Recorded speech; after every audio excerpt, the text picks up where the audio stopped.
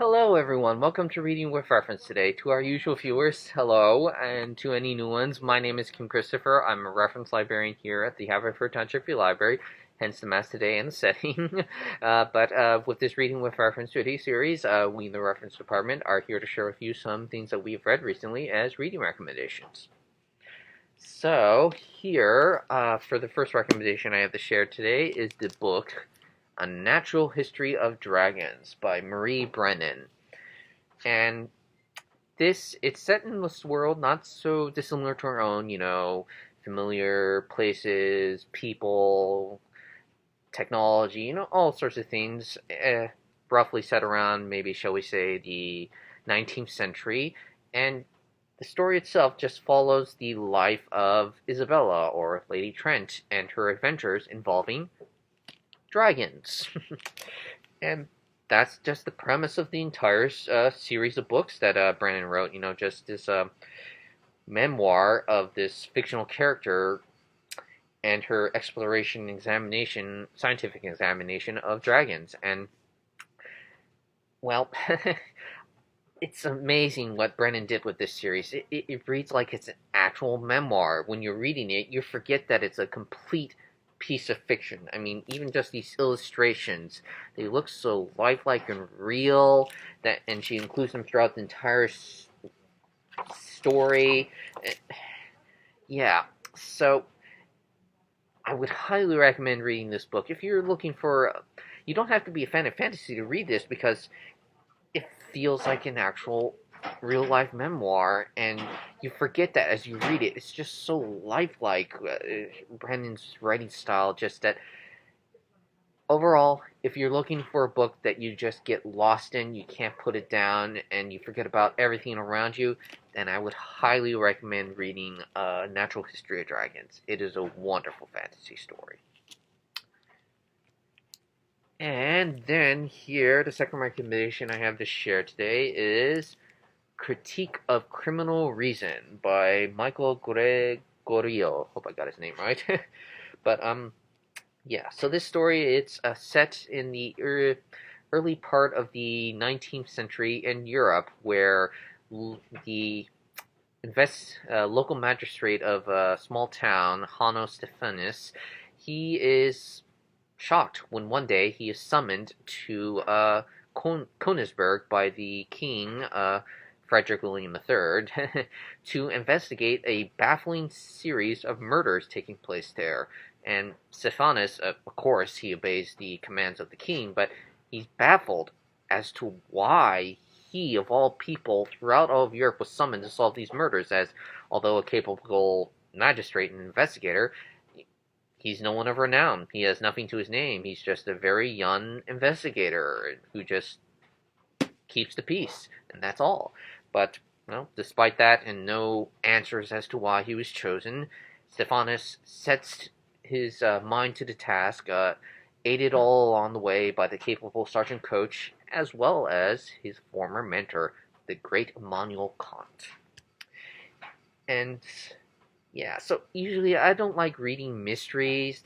There's just something very hard about reading them, but I guess maybe because I'm a history minor, just that I loved the concept of this story, just where Immanuel Kant, one of those stories where you're reinventing history, where somebody famous who had no sort of investigative skill, shall we say, becomes a detective. And again, I don't like mysteries, but yeah, just it was great to see this mystery unravel, you could say, and also just again from a history loving sort of point of view, just yeah, I would highly recommend reading Critique of Criminal Reason if you are a fan of mystery and you want something that isn't sort of set in modern time, where we have all these sort of modern day conveniences, science, to help solve the murder mystery, forensics, and all that. This just involves Stephanus, the main character, just investigating everything, per the title in a way, just with his wit, is his mind. And if you love history, you'll also love reading Critique of Criminal Reason, as it just Gregorio, he just does a wonderful job immersing you in the early part of the 19th century in Europe. Just the detail he puts into all his writing to show what life was back then in Europe is extremely lush. It is beautiful. So yeah, I would highly recommend this for fans of mystery and history lovers. And then here I have the Mask Omnibus. Too many authors names to read off here. This was a long running series, but this is the original comic that the movies and the TV series were based on. And for anyone who's seen the movie or even watched the TV series in the 90s, this is the story of Stanley Ipkiss, Daniel's luck, pathetic sort of man who one day finds a mask. A mask that he finds has magical powers, and, well, initially, Stanley, he just uses it to take his frustrations out on the world and people he thinks have wronged him. But unfortunately, as Stanley eventually discovers, as well as the others involved in his life, the mask always comes at a terrible price. And, yeah, so overall, it's hard to say how I would recommend this.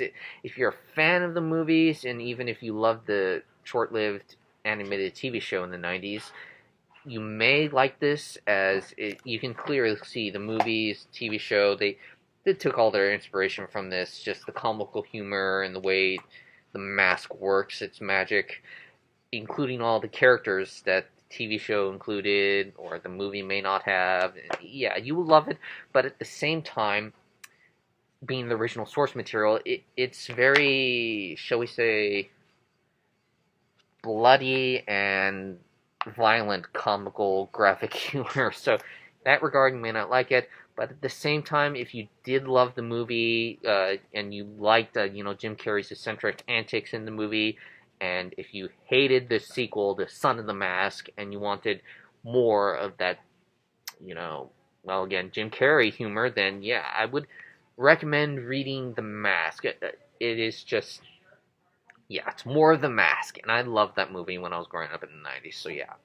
Highly recommend it if you're a fan of the movies, but with a little bit of a word of caution there. And finally, the last recommendation I have today is the book The Steel Remains by Richard K. Morgan. And this is a straight-up fantasy story where a prophecy was declared. The Dark Lord will rise. But, well, as time passed, prophecy never came true. Life moved on, life went on, and people forgot about the prophecy. But one day, former war hero and now, shall we say, less than successful mercenary, Ringil, he is summoned by his estranged noble family to rescue a cousin from slavery. And Ringil, or Gil as he prefers to be called, he'd rather just be, kicking it back in the local tavern, drinking, getting drunk, fighting an occasional man-made threat or even supernatural threat now and then. But family is family, so he embarks on, less than noble epic quest to rescue his cousin from disastrous fate. And along the way, he is eventually joined by two of his former war vet comrades. But in the process of trying to rescue his cousin, he finds out that the prophecy from so many, many, many years ago does have validity as long-forgotten evils begin to arise from beyond and threaten to destroy everything. So, yeah, The Steel Remains, this is just a really, really excellent fantasy series. Great writing, engaging characters, action abound, drama, love. It has everything that you want in an epic fantasy series. And I guess another way to put it is that when I was reading it, it made me feel like I was watching Conan the Barbarian or reading the original novel series all over, just minus Conan the Barbarian, of course, but, just these epic fantasy world where there's nothing noble about it, it's just raw, rough, and, yeah, just, if you know anything about Conan the Barbarian, watch the movie and everything, just how Conan isn't portrayed in a heroic light, then yeah. Steel remains. It is hard to put in exact words just how wonderful of a fantasy series that Richard K. Morgan has written here. It is. I put this as a really high recommendation as a reading choice for fantasy. So, and that is everything I have for recommendations today. So until we see each other again in Reading with Reference, which is next week, same time, Tuesday at 4 p.m. Please do know that the library is closed to the public. We are open for our curbside pickup services, where it's Monday through Wednesday, 10 to 8, Thursday, 10 to 6, and Friday, Saturday, 10 to 5. You can request items like you usually do online. We'll give you notifications when they're ready for pickup, or you can fill out the curbside pickup request form on the library website. We'll give you notification again that we're open. And until we see each other again, everyone. Oh, and one last note is that the library is closed, so you can't come in to print out documents, use computers and like, but if you do need something printed, we can print it out for you. Just give us an email with a subject line of that this is something you want printed, or whatever fits best to say this is something you need printed, and we will print it out for you.